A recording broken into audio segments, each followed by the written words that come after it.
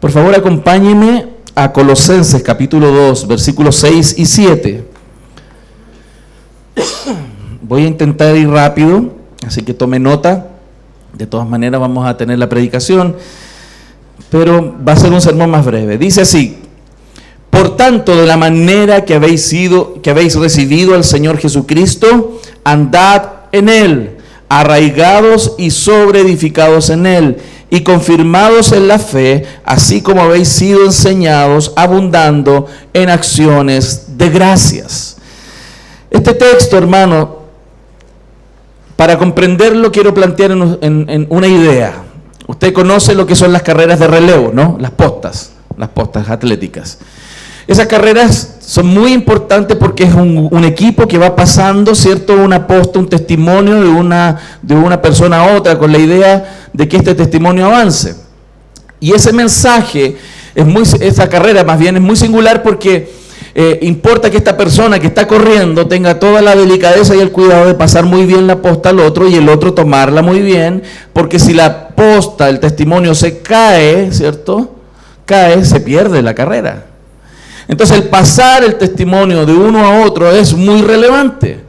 Y yo creo que eso tiene mucho que ver con lo que nosotros somos como creyentes, donde hemos recibido el testimonio, hemos recibido de otros alguna vez en nuestra vida, ese mensaje que alguna persona tomó en algún momento de su vida y ha corrido con ese mensaje a su vida y ha pasado ese mensaje a otros. Y es lo que estamos haciendo nosotros como padres, como hijos de Dios en este mundo, pasando este testimonio a otros.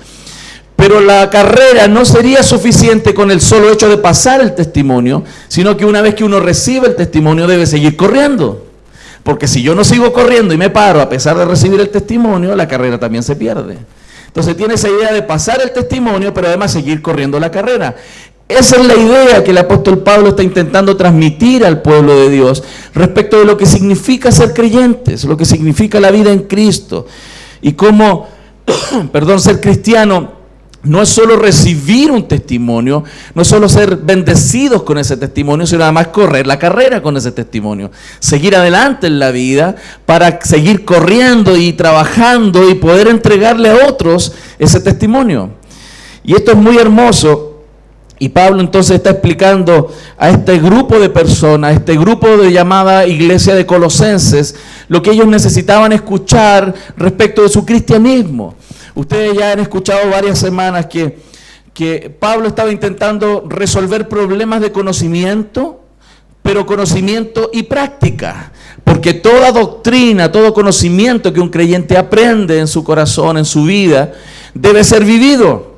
Y una doctrina incorrecta produce un comportamiento incorrecto, y una doctrina correcta debiese producir o apuntar a un comportamiento correcto. Y eso es lo que nosotros sabemos por la palabra. Entonces, hasta el capítulo 2, verso 5 en Colosenses, hasta el versículo que Jonathan predicó la semana pasada, hasta ese minuto, todo lo que Pablo habló fueron solamente indicativos. Indicativos se entiende con la idea de entregar información de cosas que han sucedido o están pasando. Y esos indicativos son los que él viene demostrándole, como por ejemplo, que Cristo es preeminente en la creación, Cristo es preeminente en la resurrección, Cristo es el Señor por sobre todas las cosas, y que el creyente debe vivir en función de aquella salvación que ha recibido, aquella fe que ha recibido, y viviendo en la esperanza de esa bendición de Dios.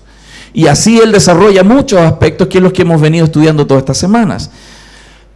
Pero en el verso 6 en adelante, Pablo muda su carta de pasar de entregar indicativos a entregar imperativos, a entregar mandamientos, porque toda indicación de Dios no es solamente para que digamos perfecto, gracias, lo entendí, sino que esto debe ser vivido. Es esta idea, los indicativos sería esto de recibir la posta, de recibir el testimonio. Ok, gracias, lo entendí, pero ahora viene el imperativo que es corre, avanza, toma esto que aprendiste y vívelo. Si no, no sirve.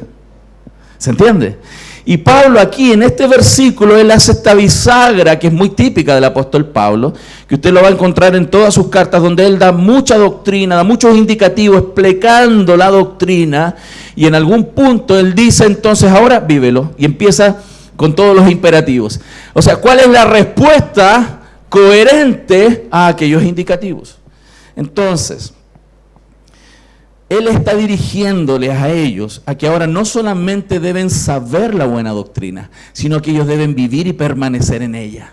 Dios está desafiando a su pueblo en ese contexto, a que ellos dejen el sincretismo, que dejen esa mezcla de las filosofías que ellos han venido abrazando desde el judaísmo, el paganismo, el helenismo. Ellos han abrazado ideas que han transformado sus convicciones en algo sincrético, en algo mezclado, en algo que no es puro.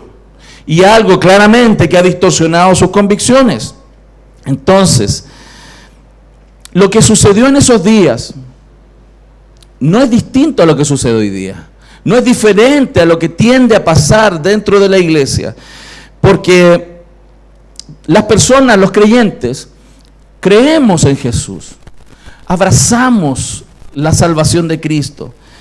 Pero el problema nuestro es que generalmente tomamos algo más y comenzamos a abrazar ideas que trastornan esto que Dios nos ha dado. Por eso, el Señor, hermano, nunca ha querido que nosotros construyamos un mosaico religioso. Dios no quiere que nuestra vida sea un mosaico religioso, que un poquito de aquí, un poquito de allá. Y yo me doy cuenta como algunos leen la Biblia, están tomando de la Escritura, pero están escuchando una cosita por aquí, una cosita por allá, y un profetita por aquí, y un profetita por allá, y empiezan a armar un mosaico de doctrinas en su cabeza que después nadie entiende. Entonces, Dios está pidiendo a esta iglesia que tomen la buena doctrina y vivan permanentemente en eso para evitar confusiones en su propia vida. Voy a tratar esto en 3 puntos. El valor de la tradición, que sería el primer punto, el valor de la tradición, el valor de perseverar en ello, y los valores que nos animan a seguir adelante. Y esto es importante, porque el valor de la tradición es algo hoy día que en la cultura posmoderna nos cuesta. Hoy día estamos en una cultura que se denomina posmodernismo. ¿Cuál es el posmodernismo? Es que hemos creído que los grandes relatos, las grandes historias que teníamos antes, esas mega ideas principales como de familia, sociedad, ya no surten tanto efecto en nosotros, sino que hoy día estamos apuntando a nuevas ideas. Y todos están en búsqueda de nuevas ideas. Ya a nadie le gusta la tradición. De hecho, cuando alguien dice tradición, es negativo eso. En la mente de la gente, las tradiciones son negativas, porque la gente quiere algo nuevo, la gente quiere algo moderno, algo que me vuele la cabeza. Y por eso hay muchos cristianos, como dice la Escritura, que vendrían tiempos donde los cristianos andarían así, que andarían con comezón de oír, dice Pablo, con ganas de andar escuchando una voz y otra. Ellos podrían estar escuchando, por ejemplo, el mensaje de la Biblia, estar en una iglesia local, escuchando los sermones, pero están buscando por todos lados. ¿Qué nueva revelación hay por ahí? Con los radares así, postmodernos. Y por eso hay tanta confusión. Y los pastores, en vez de bajarnos la pega, han aumentado. Porque tienen tal confusión y andan tratando de aclarar sus dudas que se le eleva la pega, como hay más información. Y los cristianos andan por todos lados buscando cosas, leyendo lo que se les pone por delante en Facebook. Después tenemos más trabajo nosotros para aclarar, porque la gente tiene comezón de oír, en vez de ir a la Escritura, en vez de conocer lo que ya ha sido conocido, y abrazarlo, y creer. Por eso, como les digo, esta idea de las tradiciones hoy día es un tanto mal mirado. Estamos en una cultura, ustedes han escuchado este término en la televisión, progresista, ¿cierto? Y ser progresista, eso la lleva. El que no es progresista es conservador y anticuado, está mal. Es horrible. Y le han metido esa idea a la cabeza que las tradiciones, el ser tradicional en algunos sentidos, está mal. Sin embargo, siempre Dios ha dicho, sola Escritura, solo Cristo, sola fe, sola gracia, sola Deo gloria. Dios ha dicho, en eso hay que permanecer. Y la doctrina de la Reforma ha abrazado estas ideas porque la palabra es lo que nos debe guiar. Cristo, nuestra fe en Él y todo lo que Él ha estimado. Y no necesitamos cosas nuevas. Amén. Por eso el versículo 6 dice, por tanto, después de indicarles todo el capítulo 1 completo, verso 1 hasta el 29 y después capítulo 2 del 1 al 5, por tanto dice, ahí está la bisagra, por tanto, ya que les he indicado todas estas cosas, de la manera que habéis recibido al Señor, andad en Él. Significa entonces, hermanos, que esa es la manera con la como debemos vivir. Fíjense, no es más complejo que eso. No es más complejo que concentrarse en los indicativos que la Escritura nos da y vivirlos. Y no necesitamos nuevas revelaciones. Cristo ya reveló todas las cosas. En Hebreos capítulo 1 dice, antes Dios había revelado a nuestros padres la verdad por los profetas, pero ahora lo ha revelado por el Hijo. Ya no necesito nuevas revelaciones. No necesitamos nuevos apóstoles. No necesitamos nuevos profetas. Necesitamos a Cristo y solo Cristo. Tenemos que abrazar la posta, abrazar ese testimonio y vivir y andar en él. Usted no necesita más testimonios. Usted necesita el testimonio entregado por la palabra del Señor. ¿Lo estamos viendo, mi familia? Entonces, tiene que abrir su corazón a esto. Porque ahora estamos pasando de los indicativos a los imperativos. Estamos pasando de la teoría a la práctica. Estamos pasando de entender a vivir. Y eso es muy importante. Porque la vida eterna nuestra no comienza cuando morimos y vamos al cajón y nos comen los gusanos. Ahí no comienza la vida eterna. Nuestra vida eterna comenzó cuando conocimos a Cristo.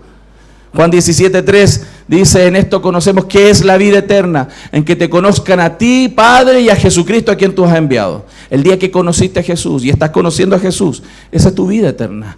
Y esa es la importancia y en el cual debemos centrarnos. Por eso, recibir a Cristo, esto es muy importante, recibir a Cristo, vivir en Él, estar en Él, no se refiere a este evento donde alguien dice, yo recibí al Señor en mi corazón. Aunque lo recibimos efectivamente. Pero no tiene que usted centrar esta idea de que dice el verso 6, porque de manera que habéis recibido al Señor, no se refiere a ese evento de la salvación. Se refiere al testimonio, hermano. A todo lo que Cristo nos ha enseñado y nos sigue enseñando. De la manera que recibimos ese testimonio, que somos enseñados, que somos discipulados. Viva así. Andad en Él. Abra su Biblia, por favor, en 2 de Tesalonicenses, capítulo 3, verso 6. A alguien se le cayó una muela, parece. Ayúdalo, Jesús. 2 de Tesalonicenses, capítulo 3, verso 6.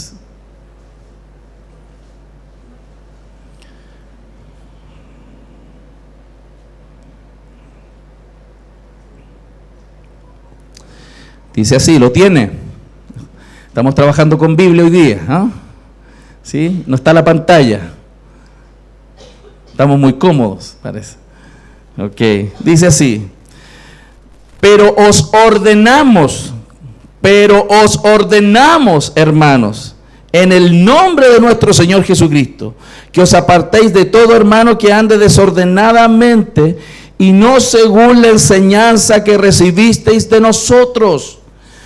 No me voy a centrar en el hecho de no juntarse con alguien, me voy a centrar en el hecho de que hay personas que no se centran en vivir de acuerdo a lo que han aprendido. ¿Quiénes son ellos? Los que andan desordenadamente. Los que andan desordenadamente, hermanos, no son personas que no están viviendo según la enseñanza, según esa tradición, lo que se les transfirió, lo que se les explicó con detalles, hermanos, y que recibieron de nosotros. El testimonio dado por los apóstoles permanece como fundamento para la iglesia. Acuérdense, nosotros, ¿sobre qué doctrina estamos fundados? Sobre la palabra de Dios, ¿cierto? Y esa palabra de Dios, ¿por quién nos fue entregada? Por los apóstoles. Los apóstoles transfirieron el Nuevo Testamento hacia nosotros. Y nuestra doctrina está fundada sobre la doctrina de los apóstoles, lo que todos ellos conocieron, comprendieron, les fue iluminado y mediante la inspiración de Dios escribieron para que nosotros tuviésemos el testimonio y pudiéramos conocerlo y vivir de acuerdo a eso. De eso se trata. Ahora, la carta de Colosenses y en particular las cartas apostólicas están enseñando sobre quién es Cristo. Cristo es verdaderamente hombre, Cristo es verdaderamente Dios y lo desarrolla Pablo muy bien, pero por sobre todas las cosas Pablo está fundando una idea que es principal y central en el testimonio de Cristo, que Cristo es el Señor. Cristo es el Señor.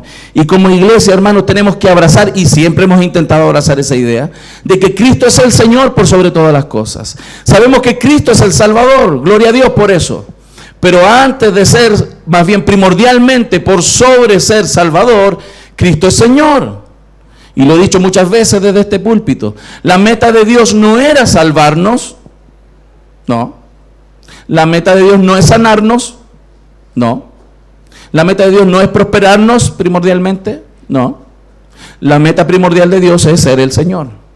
Y en ese señorío Él nos bendice y lo usa para el señorío de Cristo sobre nosotros. Sobre ese señorío Dios nos muestra su sanidad.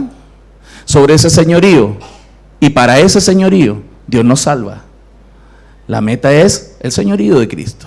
Y la salvación entonces no es meta, es medio, es un camino. Por eso está enfatizando esto, porque generalmente otras enseñanzas que recibimos, hermanos, y también las tentaciones que tenemos en nuestra vida, están sugiriendo, hermano, que nosotros no tengamos plena lealtad a Cristo, sino tengamos lealtades paralelas. Tengamos otras lealtades. Y nuestro corazón, a pesar de que ama a Cristo, ¿cuántos aman al Señor? Sí. Pero a veces pasa que tenemos otras lealtades. Somos infieles. Somos infieles. El mundo, hermanos, este mundo, que está bajo el maligno, dice la Escritura, y está gobernado por este sistema diabólico de Satanás, es tan sagaz que a él no le importa que usted adore a Cristo. Si usted ya es cristiano, no le importa que usted tenga tiempos con Dios. Lo que él quiere es cautivarte y que tengas tiempos con otros también. Y robarte la primacía de Cristo en tu corazón. Esa es la meta del diablo. Eso es lo que él quiere hacer. Y eso es lo que pasa en nuestro corazón, que hay otros señores que disputan nuestra lealtad. Y nuestra lealtad es con Cristo, mas a veces no. Y esa es la lucha permanente. Alguien puede decir, pastor, pero si yo amo a Jesús. Yo lo amo. Ok. Muchos dicen eso, hermano, pero a veces hay ídolos que están luchando dentro de nuestro corazón. Ya sean personas que nos han robado la centralidad de Cristo y nos han llevado conforme a sus pensamientos y a lo que ellos han querido hacer de nosotros.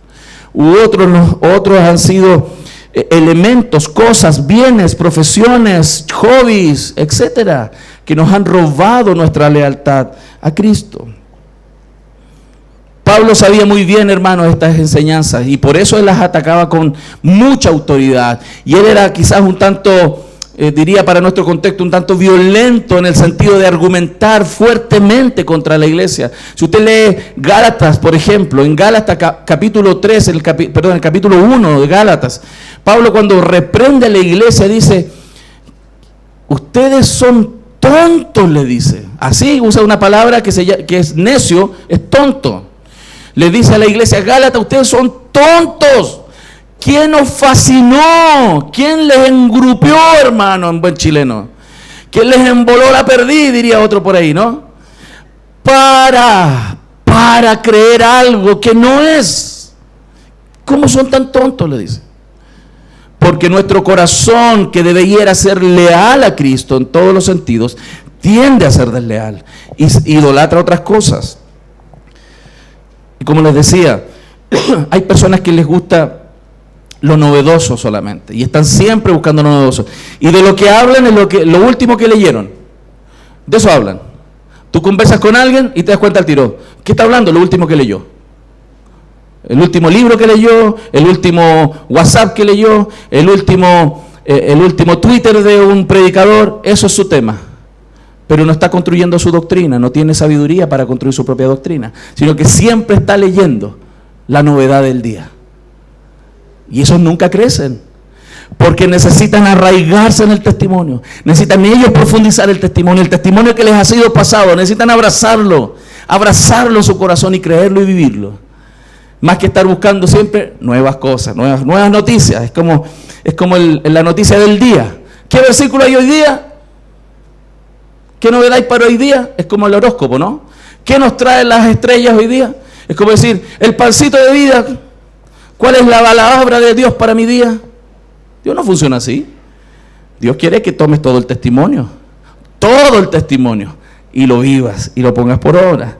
Entonces, así aprendemos, hermanos, a valorar la doctrina, a valorar la palabra, a valorar lo que Él nos quiere enseñar. Porque lo que creemos finalmente nos lleva a vivir de la manera correcta, hermanos. Algunos profesan saber cosas y no están viviendo así. Y eso es lo que Pablo estaba atacando en esa iglesia de Colosenses. Y yo creo que de alguna manera también es algo para nosotros en este 2018.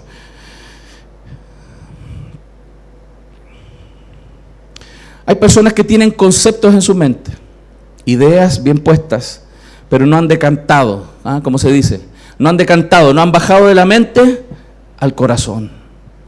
No han bajado de la mente al corazón. ¿Por qué? Porque su corazón necesita abrazar a Cristo. Su mente conoce del Señor y quiere siempre cosas nuevas. Y la mente es volátil y se mueve y siempre quiere pensar y pensar. Pero esa doctrina, lo que hemos aprendido, tiene que bajar al corazón. Y por eso el Señor siempre habló que nosotros teníamos que meditar en las palabras, reflexionar en ellas, ponerlas por obra. Porque si no quedan en la mente, no pasan al corazón. Jesús le está diciendo a la iglesia de Colosas, de la manera que recibieron a Cristo, andad en Él, vivan de esa manera. Y necesitamos entender esto y pedirle a Dios ayuda, hermanos. Pedirle la gracia, que su Santo Espíritu nos ayude.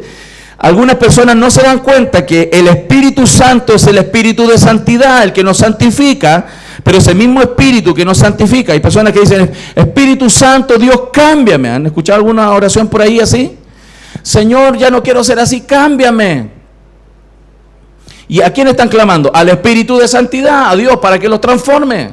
Ya no quiero ser así, no quiero ser más inconstante, no quiero ser enojón, enojona, también hay algunas por ahí. Y no quiero ser así, hermano. Pero no siempre nos damos cuenta que el mismo Espíritu de santidad en nuestras vidas es el mismo Espíritu de la verdad. Dios no es dos, en el sentido de dos Espíritus Santos, es el mismo Espíritu Santo que nos santifica, es el mismo Espíritu de la verdad. Y lo que Dios hace para santificarnos con su Espíritu, primero el Espíritu nos dice la verdad. Porque la verdad nos hace libres. Y hay gente que disocia al Espíritu Santo y quiere que el Espíritu Santo obre en su vida y pidiéndole al Señor que Dios obre en su vida, pero no van a la verdad, no van a la palabra. Y el Espíritu Santo es aquel que ilumina la palabra, y aquí el Espíritu de verdad es el Espíritu que transforma su corazón. Y si no van a la verdad, al Espíritu de la verdad, acuérdense que la palabra es viva y eficaz. La palabra, y más cortante, es un espíritu, el Espíritu Santo de Dios, que ilumina esa palabra, es la que cambia nuestro corazón y al final termina santificando nuestras vidas. Entonces nos falta hacer esa conexión. Nadie es santificado por el Espíritu Santo sin antes ser instruido por el Espíritu Santo de verdad. Y hay creyentes que le rehúyen a la doctrina, le rehúyen a la palabra, le rehúyen a estudiar, o andan buscando estas noticias por aquí, por allá, por allá. Y construyen su doctrina, su teología, de un mix de cosas, como un mosaico. Por eso, el apóstol les dice, hermanos, de la manera, de cómo les enseñamos, todo lo que les enseñamos, hermano, solo si usted, mire lo que le voy a decir, solo si usted, hermano querido, tomara atención, solo si usted tomara atención y solo hiciera lo que le he encomendado como vuestro pastor, de leer los 4 capítulos diarios, y cuando mando esa devocional reflexionar en ellos, solo si usted leyera esos 4 capítulos diarios y reflexionara en ello, tendría suficiente pega en la verdad para transformar su vida. Y no necesitaría andar conectado buscando sermones por aquí y por allá. No necesitaría el último posteo de Facebook para animar su corazón. No lo necesitaría. En la palabra hay suficiente verdad para cambiar una vida completa. Lo estamos viendo, mi familia. Y por eso el valor de la tradición, el valor de la enseñanza, el valor de lo que usted recibe, el valor del discipulado que usted va a recibir y está recibiendo aquí en la iglesia, es tomarlo y vivirlo. Usted no necesita algo nuevo. Gente anda buscando cosas nuevas, experiencias con Dios, experiencias. Quiere que le dé la corriente, hermano. Hay personas que, y yo conozco, que van buscando las experiencias, pero siguen teniendo el mismo carácter. Son iguales. Aquí, allá, donde vayan. Porque necesitan el Espíritu de la verdad que les santifique. Amén. Lo estamos viendo, mi familia. Entonces, segundo punto, el valor entonces de perseverar. Colosenses, versículo 6, decía entonces, andad en Él. De la manera que recibiste, andad en Él. Y eso significa estar injertados con Dios, en comunión con Dios. Y usted conoce muy bien ese texto en Juan 15:5 que dice, yo soy la vid, vosotros los pámpanos, el que permanece en mí y yo en él, este lleva mucho fruto, porque separado de mí, hermano, nada podéis hacer. Entonces la única manera de transformar nuestro corazón, de crecer, es estar en Él y Él en nosotros, todos los días. Todos los días. Quienes vinieron esta mañana al discipulado, les decía, el discipulado, la transformación de nuestra vida no es un día, es todos los días. Es morir todos los días a nosotros mismos y que Cristo viva. Por lo tanto, nuestro vía crucis dura 365 días al año, todos los días del año hasta que nos muramos. Es morir a nosotros mismos. Entonces, nosotros necesitamos de Cristo para esta transformación. Necesitamos estar en Él. Y mientras usted se propone vivir en los mandamientos, mientras usted se propone hacer la voluntad de Dios, usted necesita conectarse con Dios. Y necesita conectarse con otros para recibir apoyo muchas veces. Y que los dones de otros le ministren a usted y sus dones le ministren a otros. Hay personas que dicen, no, pastor, ahora sí. Pastor, ahora sí, lo entendí. Me equivoqué de nuevo, pastor, pero ahora lo entendí, pastor. Nadie me lo va a sacar de aquí, pastor. Nadie. Es mío. Yo he escuchado esas cosas. Me lo han dicho así, literal. Pero ¿saben qué?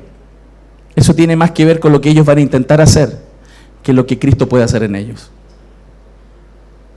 No, ahora sí que me congrego, pastor. Ahora sí, se lo juro. Por este puñado de cruces, pastor. Se lo juro. Tiene que ver nuevamente más con lo que ellos creen que van a hacer que con lo que Dios puede hacer en ellos. Eso es esfuerzo personal. El cristianismo nunca ha sido esfuerzo personal. Es dependencia de Dios y obediencia. Dependencia de Dios y obediencia. Eso cambia la vida. Aquel que persevera en la doctrina, ¿sabe lo que es? Testimonio de buena salud espiritual. El que persevera en la doctrina, el que permanece en los mandamientos y vive en los mandamientos, es una demostración de que está sano espiritualmente. Aquel que no permanece está enfermo y necesita ser sanado. Solo aquel que persevera. Por eso la Escritura dice, el que persevera hasta el fin será salvo. ¡Wow! ¿Quién nos dijo eso? Entonces el que perseveró tenía las condiciones espirituales suficientes para llegar a la meta. Estaba sano, nació de nuevo y dependía de Dios. Cristo estaba en él y él en la persona. Y la persona en Cristo, perdón. ¿Lo estamos viendo? Necesitamos reflexionar sobre esa profunda necesidad de buscar, de no soltar el bastón, hermano. De tomar el bastón, agarrarlo, agarrar la doctrina y correr miércoles. Patitas, ¿para qué te quiero? ¿Ah? Vamos. correr la buena batalla de la fe, permanecer en la doctrina, aunque nos parece extraño, aunque es difícil, necesitamos ser alentados, sí, y va a haber personas que nos alientan, pero tengo que perseverar. Dios me dice, persevera, yo estoy contigo. Y el último punto, los valores, lo que Dios ha dado, debe ser suficiente motor de todo esto que tenemos que hacer. Porque el Evangelio no es solo una lista de cosas que tenemos que hacer. Nos dice cosas que tenemos que hacer, pero nos da el poder para poder hacerlas. La Escritura del verso 7 dice, arraigados y sobreedificados en Él y confirmados en la fe, así como habéis sido enseñados, abundando en acciones de gracias. Voy a ir rápido en esta parte. Los tres primeros términos que están ahí en el versículo, en el griego son participios. En el español serían voz pasiva. ¿A qué se refiere voz pasiva? Donde yo no tengo mucho que hacer. Cuando dice arraigados y sobreedificados en Él y confirmados en la fe, son en el griego participios, voz pasivas. Miren, por ejemplo, arraigados como una planta. Usted sabe que para que una planta salga sobre la tierra, primero tiene que enraizar. Y no sale hacia arriba mientras no hay raíz. Porque se tiene que soportar, se tiene que nutrir. Por lo tanto, el crecimiento que nosotros esperamos ver necesita de una raíz.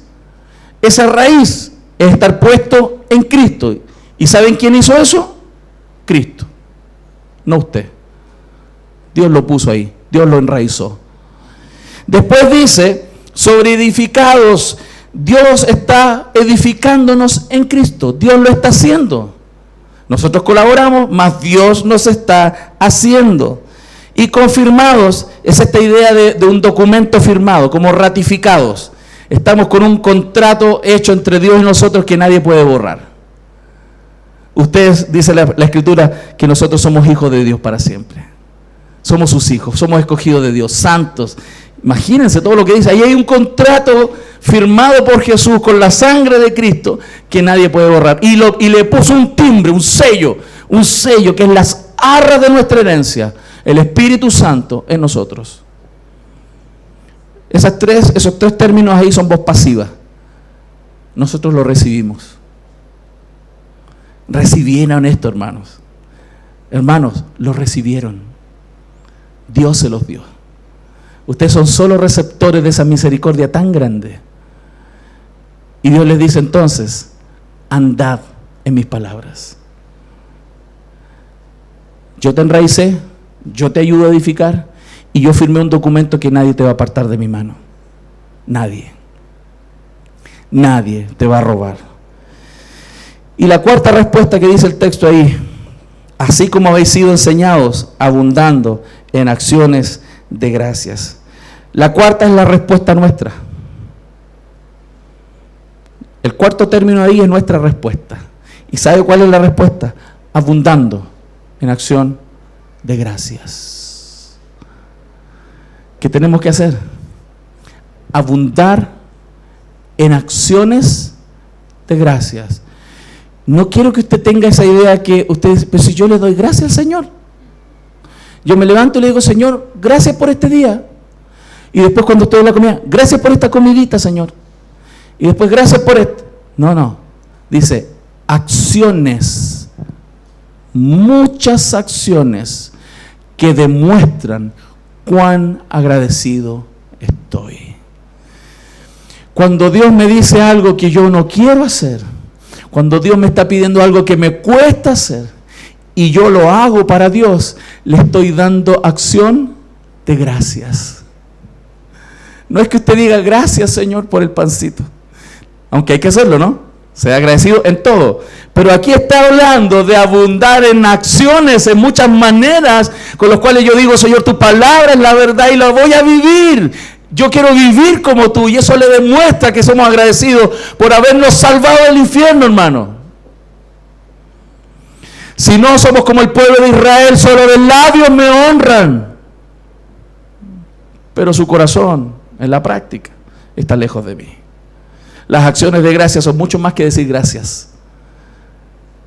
es vivir como Él dijo. Es valorar la vida que Él dio. Es vivir lo que Él quiere que vivamos para su gloria. ¿Cuánto lo han recibido? Tenemos tanto que agradecer. Cristo es nuestro Redentor, hermanos. Cristo es el Señor de nuestras vidas. Y tenemos tanto por qué vivir, tanto que cambiar para Él, no para la gente, hermano. Usted no cambia para la gente. Usted no se rinde para la gente. Usted se rinde para Dios. Usted cambia para Dios, no para la gente. Que no importa tanto, aunque sí es necesario que la gente vea nuestros cambios. Pero yo cambio y usted cambia para Dios. Porque usted está agradecido por la vida nueva que Dios le ha dado. Lo estamos viendo, mi familia. Por eso en esta mañana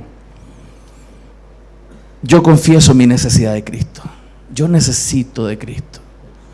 Todos los días. Todos los días. Porque mi corazón es desleal. Necesito ver a Cristo. Necesito mirar su salvación. Necesito amar lo que Él ama. Para eso darme fuerza para pelear contra mi propio pecado.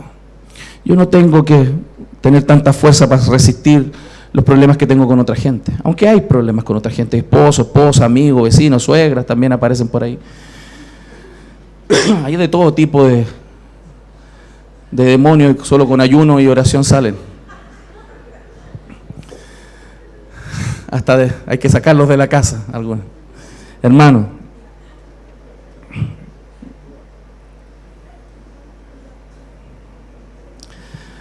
necesitamos, hermanos, todos nosotros, volver a Jesús.